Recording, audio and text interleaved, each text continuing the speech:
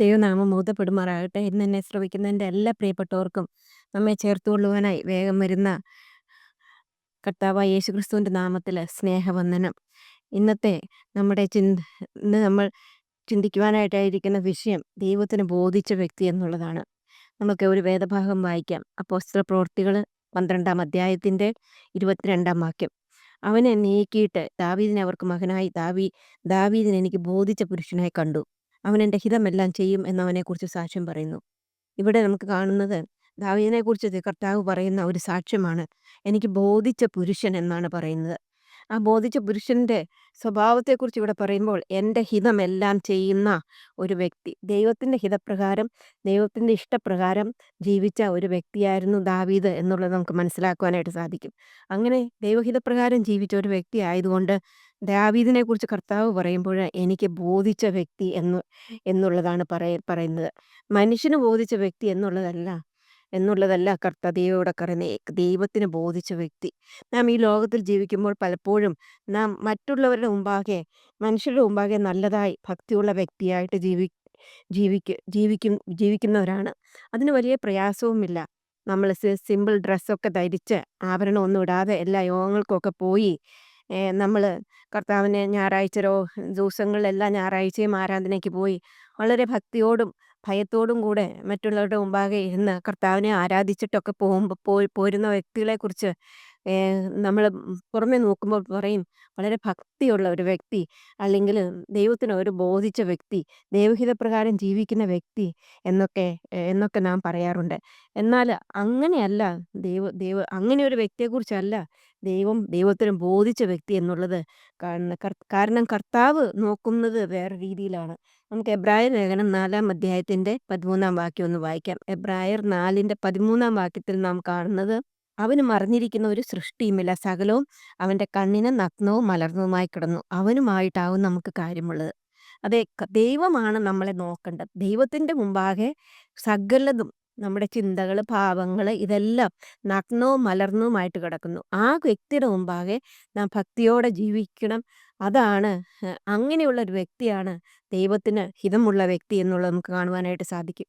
ഇവിടെ ദാവീദിനെക്കുറിച്ച് പറയുമ്പോൾ ദാവീദിന് നമുക്ക് 1 ശമൂവേൽ 16-ാം അധ്യായത്തിൻ്റെ 7-ാം വാക്യത്തിൽ നമ്മൾ, യഹോവ ശമൂവേലിനോട്, അവൻ്റെ മുഖമോ പൊക്കമോ നോക്കരുത്, ഞാൻ അവനെ തള്ളിയിരിക്കുന്നു. മനുഷ്യൻ നോക്കുന്നത് പോലെയല്ല, മനുഷ്യൻ കണ്ണിന് കാണുന്ന നോക്കുന്നു, യഹോവയോ ഹൃദയത്തെ നോക്കുന്നു എന്നരുളി ചെയ്തു. ഇവിടെ ഇവിടെ നമുക്ക് ഈ സംഭവം അറിയാവുന്നതാണ്. ശൗലാണ് രാജാവ്. എന്നാൽ ശൗൽ നല്ലൊരു രാജാവായിട്ട് വന്നു. എന്നാൽ അനുസരണക്കേട് കാണിച്ചു. അവൻ കർത്താവ് പറഞ്ഞത് അനുസരിക്കാതെ അവൻ സ്വന്തം ഇഷ്ടപ്രകാരം കാര്യങ്ങൾ ചെയ്തു.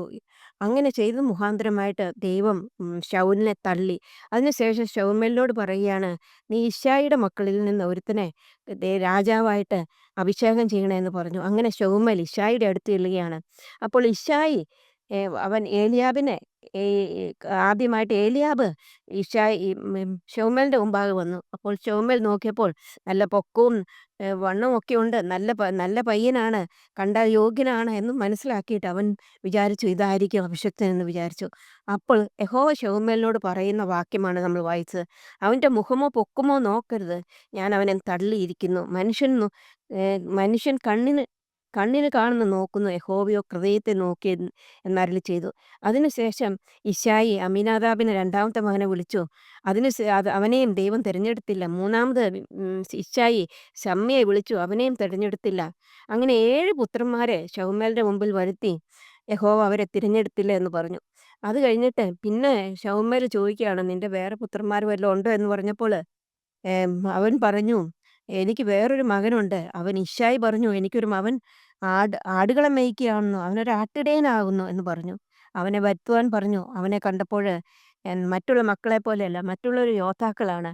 ഈ ശൗലിൻ്റെ യുദ്ധത്തിൽ യോദ്ധാവായിട്ട് പോയേക്കുന്നവരാണ് ഈ മൂത്ത മക്കൾ. അവരെയാണ് ദൈവം വേണ്ട എന്ന് വെച്ചത്. അവരെയാണ് ദൈവം തള്ളിയത്. അപ്പോൾ ഈ ദാവീദിനെക്കുറിച്ച് പറയുമ്പോൾ അതിൻ്റെ 12-ാം വാക്യത്തിൽ, എന്നാൽ അവൻ പവിഴ നിറമുള്ളവനും സുനേത്രനും കോമളരൂപിയും ആയിരുന്നു. അപ്പോൾ യഹോവ എഴുന്നേറ്റ് ഇവനെ അഭിഷേകം ചെയ്യുക, ഇവൻ തന്നെയാകുന്നു എന്ന് കൽപ്പിച്ചു. അങ്ങനെ ശൗമേൽ തൈലക്കമ്പെടുത്ത് അവന്റെ സഹോദരന്മാരുടെ നടുവിൽ വെച്ച് അവനെ അഭിഷേകം ചെയ്തു. യഹോവയുടെ ആത്മാവ് അന്നു മുതൽ ദാവീദിന്മേൽ വന്നു. അങ്ങനെ ദൈവം ഹൃദയത്തെ നോക്കി ദാവീദിനെ തിരഞ്ഞെടുത്തു. അങ്ങനെ അവനെ അഭിഷേകം ചെയ്തു. എന്തിനു വേണ്ടിയാണ്?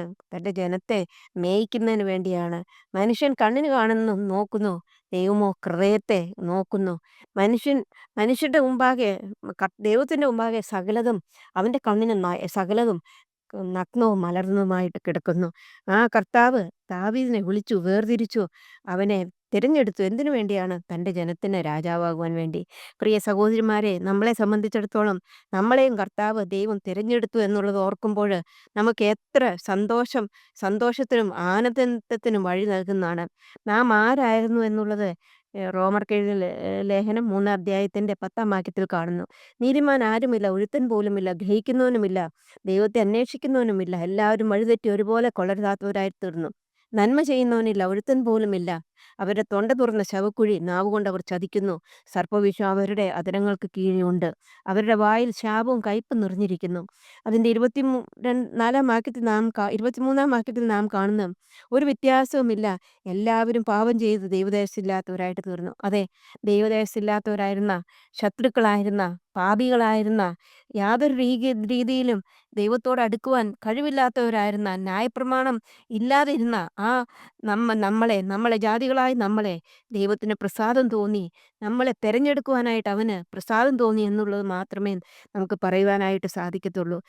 അതിനുവേണ്ടി കർത്താവ് ഈ ലോകത്തിലേക്ക് വന്നു. കർത്താവിനെ കണ്ടപ്പോൾ യോഹന്നാൻ സ്നാപകൻ പറഞ്ഞു, ഇതാ ലോകത്തിൻ്റെ പാപത്തെ ചുമക്കുന്ന ദൈവത്തിൻ്റെ കുഞ്ഞാട് എന്നാണ്. ലോകത്തിൻ്റെ പാപത്തെ ചുമക്കുവാനായിട്ട് കർത്താവ് ഈ ലോകത്തിലേക്ക് വന്നു.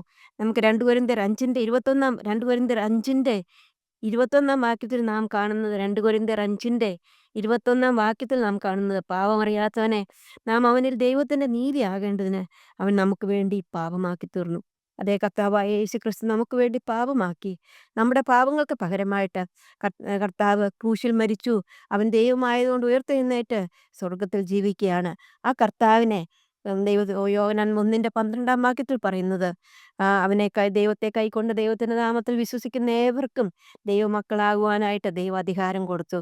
യോഹന്നാൻ 3-ന്റെ 16-ാം വാക്യത്തിൽ നാം കാണുന്നത്, തൻ്റെ ഏകജാതനായ പുത്രനിൽ വിശ്വസിക്കുന്ന ഏവനും നശിച്ചു പോകാതെ നിത്യജീവൻ പ്രാപിക്കേണ്ടതിന് ദൈവം അവനെ നൽകുവാൻ തക്കവണ്ണം ലോകത്തെ സ്നേഹിച്ചു.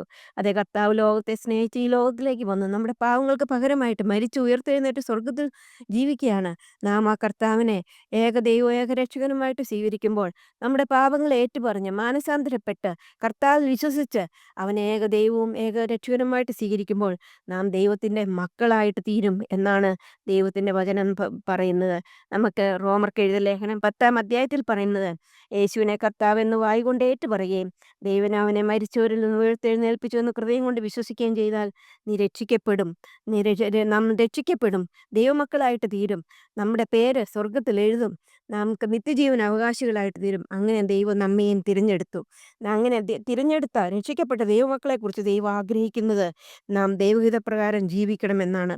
നാം ദൈവഹിതപ്രകാരം ജീവിച്ചാൽ കർത്താവ് നമ്മയെയും കുറിച്ചും പറയും, എനിക്ക് ബോധിച്ച മകൻ, അല്ലെങ്കിൽ എനിക്ക് മോദിച്ച മകൾ എന്ന് പറയുവാനായിട്ട് ഇടയായിട്ട് തീരും.